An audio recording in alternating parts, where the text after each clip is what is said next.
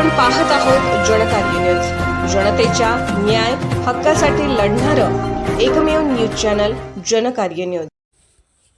किनी हायस्कूलमध्ये क्रांतिज्योती सावित्रीबाई फुले यांना अभिवादन।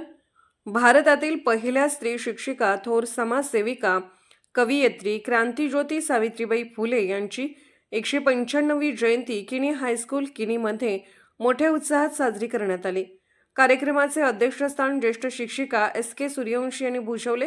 विद्यालयातील विद्यार्थिनींनी सावित्रीबाई फुले यांची वेशभूषा केली होती व लघुनाटिका नृत्य सादर केले। मनोगतातून PV मोहिते यांनी सावित्रीबाईंचे जीवनचरित्र सांगितले। कुमारी अश्विनी कुरणे, सिद्धिका महावरे यांनी भाषण केले।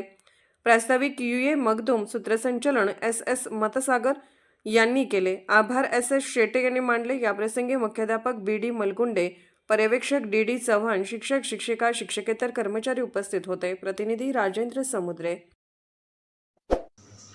जनकार्य न्यूजला लाईक करा, शेअर करा आणि सबस्क्राईब करा।